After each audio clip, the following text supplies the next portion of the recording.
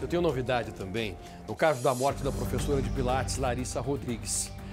Nós temos mensagens que foram trocadas entre a dona Elizabeth, a sogra dessa mulher, e o filho dela, Luiz Garnica. O que essas mensagens podem revelar? Porque a polícia conseguiu apreender os celulares de ambos, né? Nós não tínhamos ainda o conteúdo das conversas que eles trocavam. O que essas mensagens revelam? A dona Elizabeth, ela já tinha conhecimento da amante do filho uma semana antes da morte da nora. Uma semana antes, ela fica sabendo que o filho já tinha um outro braço, um outro canto para se encostar. E ela estava se aproximando da Larissa porque ela queria que a mulher desistisse da separação. Mas tudo isso ficou confuso. Quando a polícia pega, peraí, ela descobre da amante, agora quer que ela desista da separação. Como é que é isso? Nós fizemos uma reportagem para você entender. Quanto mais a polícia investiga, pior essa história fica. Põe no ar. Esse é o registro mais recente da aposentada Elizabeth Arrabaça. A foto foi tirada na penitenciária de Votorantim, logo depois da aposentada ser recebida na unidade prisional. Durante esse período detida, a polícia anexou ao inquérito conversas entre ela e o filho, o médico Luiz Garnica, que sugerem a aproximação calculada da mulher em relação à nora, a professora de Pilates Larissa Rodrigues. A análise sobre o conteúdo extraído pela perícia do celular de Elizabeth revelou que ela não só sabia do caso extraconjugal do filho, como tinha conhecido a amante dele uma semana antes da morte da nora. Segundo a investigação, a aposentada desaconselhou Larissa a pedir o divórcio e ainda abasteceu o médico com informações confidenciadas pela professora a ela. No dia 2 de abril, enquanto prestava o primeiro depoimento à polícia, ainda em liberdade, Elizabeth afirmou que sabia das traições de Luiz, mas negou conhecer a mulher com quem ele estava há 1 ano e meio. Mas os investigadores descobriram que Letícia, de 26 anos, com quem o médico se relacionava, já tinha sido apresentada por ele a Elizabeth no mês anterior.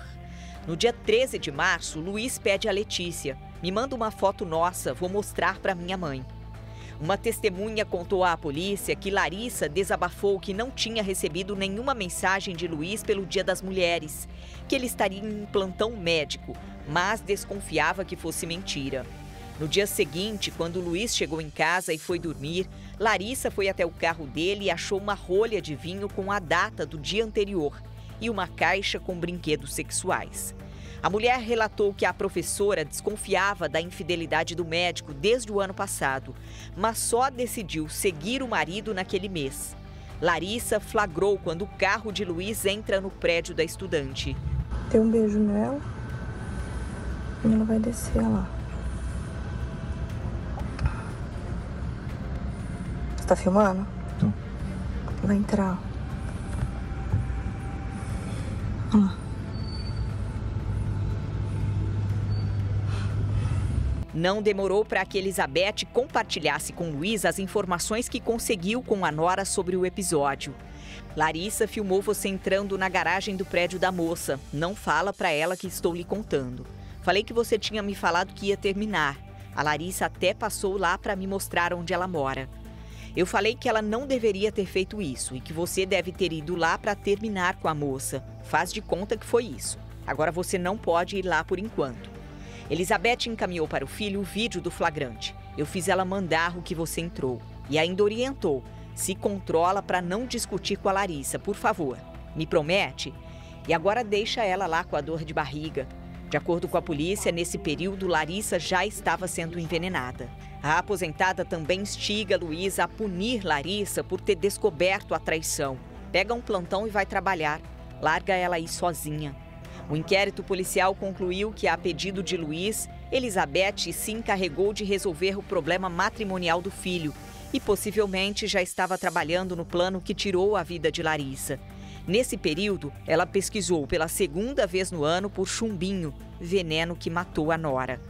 Na semana em que mãe e filho tiveram essa conversa, Larissa continuava a manifestar sintomas de envenenamento. E alguns dias depois, ela foi encontrada morta dentro do apartamento onde morava com o marido. A professora passou a última noite na companhia da sogra, enquanto o médico foi ao cinema com a amante e ficou com ela até a manhã seguinte. Luiz e Letícia continuaram se encontrando, mesmo depois da morte de Larissa. E Elizabeth sabia disso, como ele demonstrou nessa mensagem enviada à amante, menos de um mês após o falecimento. Minha mãe sabe que estamos nos vendo. Luiz e Elizabeth respondem pelo crime de feminicídio qualificado, pelo uso de veneno, motivo torpe e recurso que dificultou a defesa da vítima. Mãe e filho estão presos desde o dia 6 de maio. Elizabeth mudou de penitenciária pela segunda vez no final de junho. No dia 1º, ela passou por consulta médica e ainda nessa semana deve ser notificada sobre o resultado dos exames. Essa senhora ainda vai dar um livro, tá? Ela vai virar algum assunto de um grande livro, porque a mente dela é um terror. As condições que essa senhora tem de praticar o mal impressionam os próprios investigadores. Ainda bem que hoje existe tecnologia para você rastrear as pesquisas que essa mulher fez no Google, as ligações que ela fazia, as mensagens que ela mandava para o filho dela. Tudo isso tinha sido apagado, mas a polícia conseguiu recuperar.